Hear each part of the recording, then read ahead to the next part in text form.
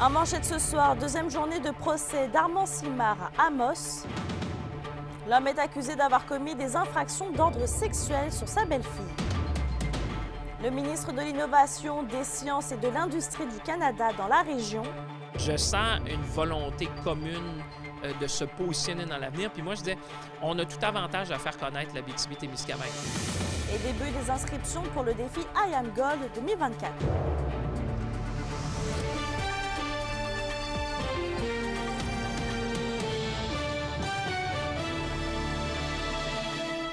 Bonsoir tout le monde.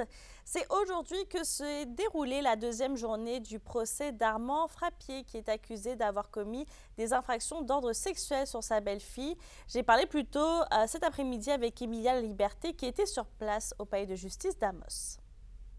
D'abord, Mélissa, il faut savoir qu'il s'agit du troisième procès pour la même cause. En 2017, l'accusé Armand Simard avait été acquitté, mais la Cour d'appel avait cassé le verdict et avait ordonné la tenue d'un nouveau procès en 2019. Mais finalement, à ce moment, le juge n'avait pas été en mesure de rendre le verdict. Je vous rappelle donc les faits. Armand Simard est accusé d'avoir agressé sexuellement sa belle-fille Sabrina Boudreau. La présumée victime a d'ailleurs fait lever l'ordonnance visant à protéger son identité lors de la première journée de procès hier. Les événements se seraient produits à Berry entre 2008 et 2014 et la présumée victime était alors âgée de 6 à 12 ans. L'accusé doit donc comparaître à 8 chefs d'accusation de caractère sexuel. Donc aujourd'hui, la plaignante a dû témoigner devant la Cour pour une troisième fois. La procureure maître Mélissa Plante du ministère public a également fait entendre 3 témoins des proches de la présumée victime. Donc, Mélissa, le procès est sur 4 jours et devrait se poursuivre jusqu'à jeudi. Merci, Emilia. D'ailleurs, je voulais dire Armand Simard et non Frappier. Dans un autre dossier, le ministre de l'Innovation, des Sciences et de l'Industrie du Canada, François-Philippe Champagne, était en visite dans la région pour une durée de 2 jours. Et Kimberly, l'objectif était de rencontrer plusieurs intervenants du domaine minier pour possiblement développer de futurs projets.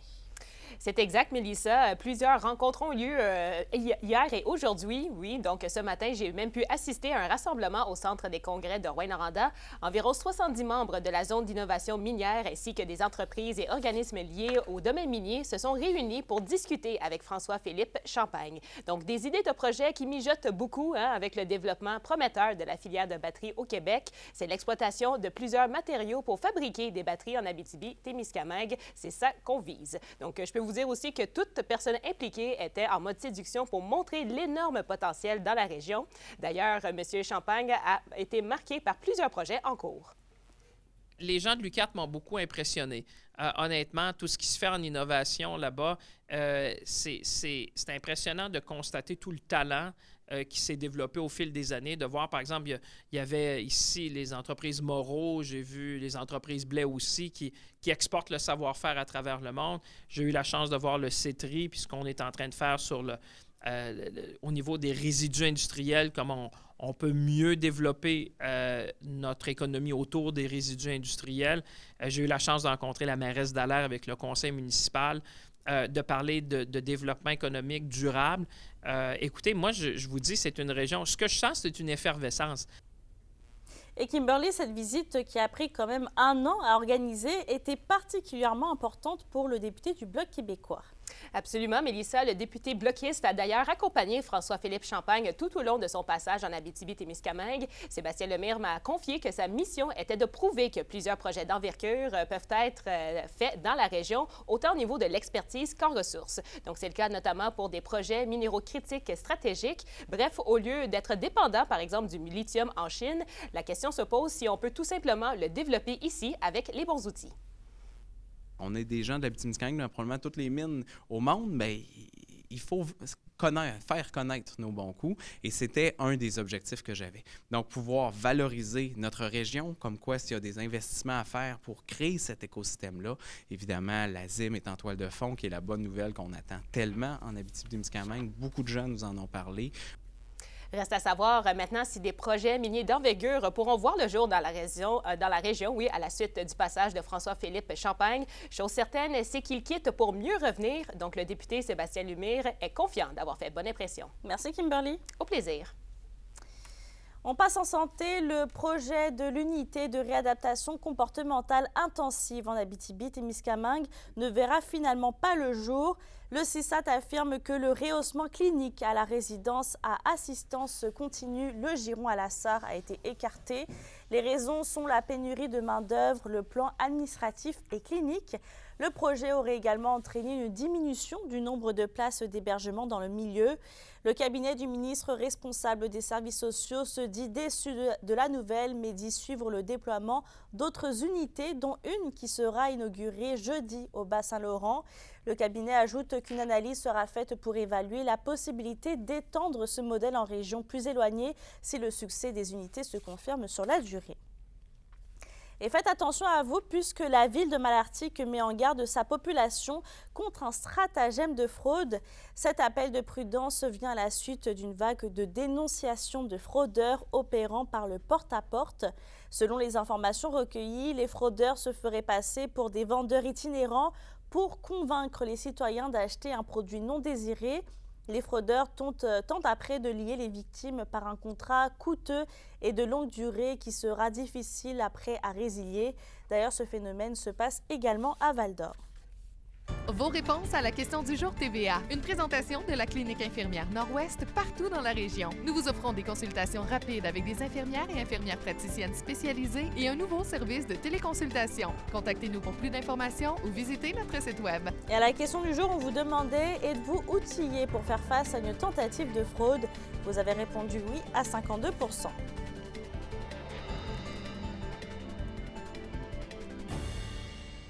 Musique et repas chauds étaient servis à Rouyn-Noranda aujourd'hui pour souligner la Journée mondiale de la justice sociale. Des groupes sociaux comme le regroupement d'éducation populaire ont profité de l'instant pour demander à la CAQ de mettre fin à ce qu'ils considèrent comme un dérapage. Ils demandent entre autres des réinvestissements considérables en itinérance et dans le logement social dans le prochain budget qui va être présenté de Québec. Selon les chiffres du REPAT, c'est 20% des salariés à temps plein qui doivent se tourner vers les banques alimentaires en date d'aujourd'hui. On souhaite un réinvestissement massif dans nos services sociaux, dans le logement, un réinvestissement massif pour l'aide qui va aux personnes plus vulnérables. Tu sais, un salaire minimum qui augmente de 50 cents alors que tout augmente de beaucoup plus. Je pense que notre gouvernement a le pouvoir et a le devoir d'agir. On voit actuellement le gouvernement investir faire des investissements majeurs dans des entreprises privées. On sent un peu que notre filet social est en train de s'effriter, là. Tranquillement, on perd des acquis. Tranquillement, on perd des services. Puis je pense pas qu'en 2024, que c'est normal que les gens doivent aller à la banque alimentaire pour se nourrir. En économie, la région a connu une décroissance de l'emploi en 2022-2023 par rapport au niveau d'avant la pandémie. Et ça, c'est selon le plus récent bilan du marché du travail par l'Institut de la statistique du Québec. Alors que 76 600 personnes occupaient un emploi en 2019, en 2023, ce nombre est passé à 71 400. Seuls l'Estrie et le regroupement de la Côte-Nord et du Nord du Québec ont aussi connu une telle décroissance. L'Abitibi-Témiscamingue demeure toutefois l'une des régions où le taux de chômage a été le moins élevé à travers la province en 2023 pour s'établir à 3,1%. On passe dans le secteur minier. Le traitement de l'or a repris dans l'usine Géant Dormant de mine Abcourt qui est vers Amos. Cette reprise est en date du 13 février dernier. 20 tonnes de minerais par heure ont été traitées pendant cette première semaine et en date d'hier, l'usine a commencé à fonctionner à son rythme de 32 tonnes par heure avec le démarrage du second broyeur à boulet. La société prévoit terminer le traitement de l'échantillon en vrac de 5000 tonnes provenant du gîte Pershing-Manitou vers la fin mars. Et par la suite, Abcourt souhaite commencer à traiter le matériel minéralisé en or provenant de sa mine Géant Dormant. Et d'ailleurs, en parlant de mine, Glencore souhaite vendre les parts qu'elle possède dans une usine en Nouvelle-Calédonie. Propriétaire de 49% de l'usine Koniambo Nickel, l'entreprise qui possède notamment des sites à Rouyn-Noranda et Montréal met 1300 employés en arrêt de travail pour les 6 mois à venir, le temps de trouver preneur. Et dans ce pays, le nickel représente 97% des exploitations pour 13 000 emplois indirects. Dans le dossier de la crise des médias, la Confédération des syndicats nationaux propose 5 mesures pour sauver les médias d'information à travers le Québec au gouvernement Legault. Et elle suggère notamment la mise en place d'une redevance de 2% sur l'achat de tout appareil électronique. Une entrevue d'André Audet. On pense qu'à moyen terme, il faut vraiment créer un fonds pour soutenir les médias et financer ce fonds-là à même une redevance qui serait prise quand on achète une tablette, un téléphone ou un ordinateur. Maintenant, quand on est sur notre tablette, quand on est sur notre téléphone, on a accès à plein d'informations gratuitement, mais cette information-là, elle n'est pas produite gratuitement. Donc, on propose que, par exemple, quand on achète un iPhone à 1 000 mais qu'il puisse y avoir 20 qui soient versés à un fonds pour soutenir les médias. On s'est inspiré de redevances qu'il y avait avant sur les cassettes. On a aussi des éco-frais. C'est quelque chose qui existe aussi. Quand vous achetez une télévision, par exemple, et vous payez un éco-frais dessus parce qu'après ça, il faut le recycler. Donc, c'est un peu de là que nous est venue l'idée.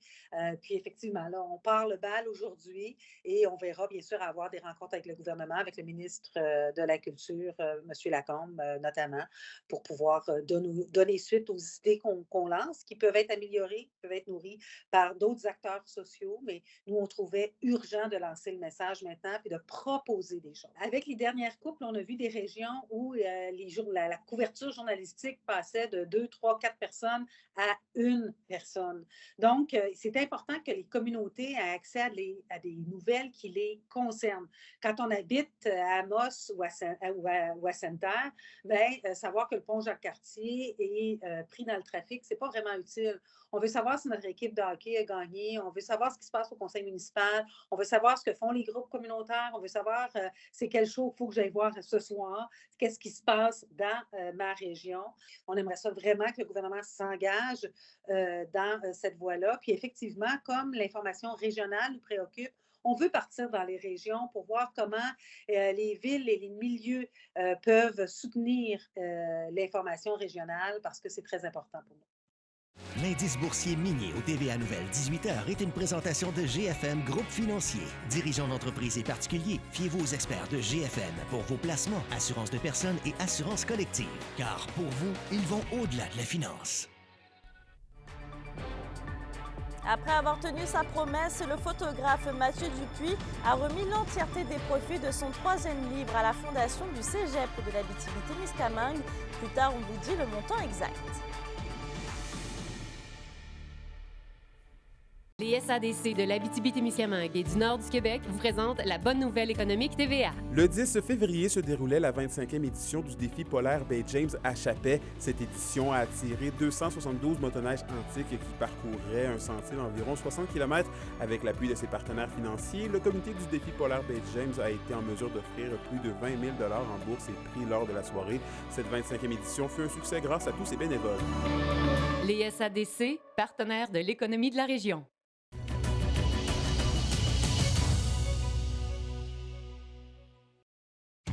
La chronique culturelle vous est présentée par Bruno et Jasmin Leclerc, denturologistes. Des cliniques à la fine pointe de la technologie pour vous servir à La Sarre et à Amos. Justine, le 3e tome Abitibi-Témiscamingue de Mathieu Dupuis permettra à des jeunes étudiants de persévérer. Oui, Mathieu Dupuis, on le sait, c'est un photographe de renommée mondiale qui est natif ici de l'Abitibi-Témiscamingue. Et là, il a décidé de redonner au suivant parce que 100% des profits de son 3e tome Abitibi-Témiscamingue vont être mis à la fondation du Cégep de l'Abitibi-Témiscamingue. Et là, je vous dévoile le montant, c'est 170 000 $ qui vont être mis à la fondation. C'est incroyable parce que Mathieu, quand il était jeune, il y avait des problèmes de santé qui a fait qu'il a manqué beaucoup d'école, il y avait de la difficulté à rester concentré. Mais là, il était très heureux d'avoir des parents qui l'ont supporté là-dedans, qui ont pu vraiment l'aider. Et surtout, il a découvert sa passion pour la photographie. Ça aussi, ça l'a beaucoup aidé à persévérer, mais il est conscient que c'est pas toutes les personnes qui ont cette chance-là. Fait que c'est pour ça qu'il a décidé de donner 100% des profits à la fondation du Cégep de l'Abitibi-Témiscamingue pour aider les étudiants à accomplir leurs rêves malgré les difficultés.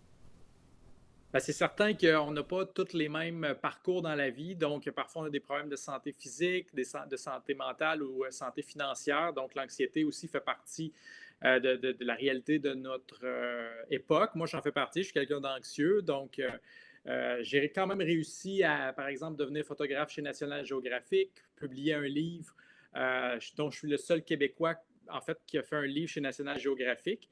Donc, c'est un message, en fait, de persévérance, de ne pas se laisser abattre par les imprévus de la vie. Donc, c'est possible de faire de grandes choses. Avec ce fonds-là, je souhaite offrir des outils qui pourront compenser certains manques de certains étudiants et étudiantes. Mathieu Dupuis a voyagé partout à travers la planète. Il en a vu des paysages, il en a pris des photos, mais voici qu'est-ce qui lui accroche l'œil en Abitibi-Témiscamingue. J'aime, en fait, c'est la complexité d'un sujet. Donc, moi, c'est sûr, géographiquement, le Mont Chaudron est un grand classique sur le plan des paysages. Mais sinon, c'est de comprendre une destination par le secteur minier, la foresterie, les paysages, l'agriculture, son écosystème. Donc, documenter un sujet aussi large, ça devient super intéressant de par sa complexité et de par sa beauté. Donc, toutes les choses interreliées font que finalement, c'est ce qui me stimule le plus créativement parlant. Et Justine, l'exposition Terre d'accueil nous fait découvrir de nouveaux arrivants qui ont adopté le Témiscamingue comme nouvelle maison.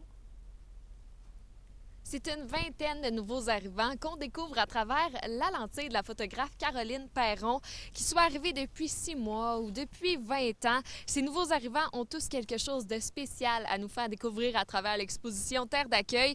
Vous pouvez la visiter jusqu'au 9 mars dans le centre d'exposition du Rift à Ville-Marie. Félix Lemens, agent de développement en accueil et attractivité, nous explique que l'exposition nous fait connaître le charme des nouveaux arrivants. En fait, c'est de faire connaître les bons coups que les nouveaux arrivants font, puis qu'est-ce qu'ils apportent à notre société témiscamienne. Puis aussi de faire connaître ces visages-là qu'on croise, mais qu'on ne connaît pas nécessairement. Puis que, en fait, le but, c'est justement qu'en ayant connaissance un peu de leur histoire, un peu de comprendre un peu plus qui est la personne, puis favoriser le contact, puis l'échange par la suite entre Témiscamiens de longue date et nouveaux Témiscamiens. La Rouyn-Norandienne Olivia Barry a terminé la 8e édition de la semaine cycliste valencienne en Espagne. La compétition en 4 étapes s'est déroulée du 15 au 18 février dernier. On vous dévoile son classement après la pause. Les sports vous sont présentés par Thibaut GM, votre concessionnaire de confiance à Rouyn-Noranda, là où qualité et choix se rencontrent. I Am Gold et Samine Westwood font un don de 50 000 $ au comité de pédiatrie de Rouyn-Noranda, mais aussi à l'activité phare du groupe, le défi 117 I Am Gold qui a été lancé aujourd'hui. La course en est à sa 16e édition. Yvon Moreau. De savoir qu'ils sont toujours là, puis qu'il y a un minimum de montant d'argent qui est amassé, ça nous permet de faire des prévisions 1 an, 2 ans à l'avance, faire des recherches avec les pédiatres pour voir ce qui pourrait améliorer la qualité de vie des familles, éviter des déplacements. Fait que c'est quelque chose qui est comme rassurant pour nous, de toute évidence. Et Josée, vous voyez quotidiennement des papas, des mamans, des petits gars, des petites filles se faire avoir du bien grâce aux dons remis par I Am Gold et les coureurs? Absolument. Tu sais, quand une famille, par exemple, est parachutée à Sainte-Justine pour un de leurs enfants qui est malade, ils ont besoin de tout sauf des soucis financiers. Donc, le fait qu'I Am Gold soit dans notre vie depuis maintenant 16 ans, puis qu'on puisse leur donner des sous au lieu de leur prêter des sous, bien, on vient d'enlever une grosse épine du pied, là, puis ils peuvent se concentrer uniquement sur le bien-être de leur enfant malade. On est chanceuse un peu parce qu'on n'a pas besoin de vendre cette cause-là. Hein? Il n'y a pas personne qui peut se rentrer dans la tête qu'un enfant est malade.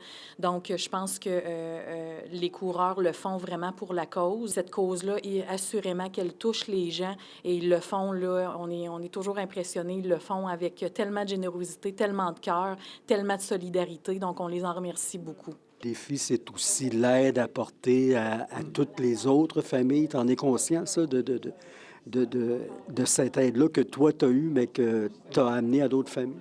Bien, tu sais, quand on assiste à ce genre de présentation-là, comme aujourd'hui, puis d'entendre le comité de soutien à la pédiatrie dire, bien, tu sais, maintenant, on a changé des choses. Maintenant, les gens qui viennent de Ville-Marie n'ont pas seulement un prêt d'argent pour se déplacer, ils ont un dédommagement.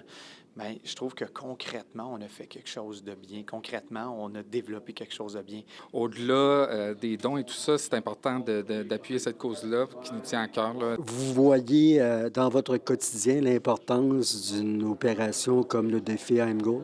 Absolument, absolument. Vous savez, le défi financier est très grand en santé. Donc, permettre aux parents et aux enfants qui vivent des soins de santé aigus et qui n'ont pas la possibilité de financer les déplacements, par exemple, bien, le défi nous permet ça. Nous permet aussi d'acheter des équipements à la fine pointe, ce qu'on ne pourrait pas nécessairement parce que la pédiatrie entre en compétition avec toute la santé gériatrique, la santé des adultes. Donc, ça, pour nous, c'est essentiel pour garder une qualité de pratique optimale auprès des enfants et des prématurés et des adolescents, parce que vous savez que la pédiatrie, c'est de 0 à 18. Dans une autre discipline, la Rouyn-Norandienne Olivia Barry se classe au 15e rang de la 8e édition de la semaine cycliste valencienne en Espagne. La compétition en 4 étapes s'est déroulée du 15 au 18 février dernier et elle s'est terminée dimanche avec un parcours de 118 km. Sous les couleurs de Movistar, Olivia Barry termine également 16e pour la classification des montagnes. L'année dernière, la Rouyn-Norandienne occupait la 5e place au classement général de la 7e édition de la semaine cycliste. La météo, une présentation de Nicole Auto de la Sarre, la capitale du pick-up. Vous y trouverez toujours le meilleur choix, toujours le meilleur prix. Et à la météo, Justine, on sera au-dessus du 0 dans les prochains jours. C'est pas l'hiver le plus froid, on va se le dire. Et pour ce soir et cette nuit, en Abitibi, les températures sont à la hausse. Ils vont atteindre le -4 au courant de la nuit. Mais avant ce soir, on s'attend à un refroidissement éolien de -17. Au Témiscamingue, ça va être un minimum de -6. Un refroidissement éolien près de -12 aussi. Et demain, partout en région, ce sera généralement nuageux avec un maximum de 4 et 60 % de probabilité d'averse de neige ou de pluie en après-midi. Et en aperçu pour après-demain, en Abitibi, ça va être nuageux avec un maximum de 6 et pour le Témiscamingue, ensoleillé avec un maximum de 6 aussi. Alors, sortez vos bottes imperméables parce qu'on ne veut pas piler trop dans les flaques d'eau que la neige qui va fondre va faire. Bonne idée. Merci, Justine. Je termine avec Val d'Or qui ferme la pente de ski pour cette saison et ça, c'est en raison des délais pour rendre la remontée mécanique conforme. Sur ce, je vous souhaite de passer une belle soirée puis on se retrouve demain.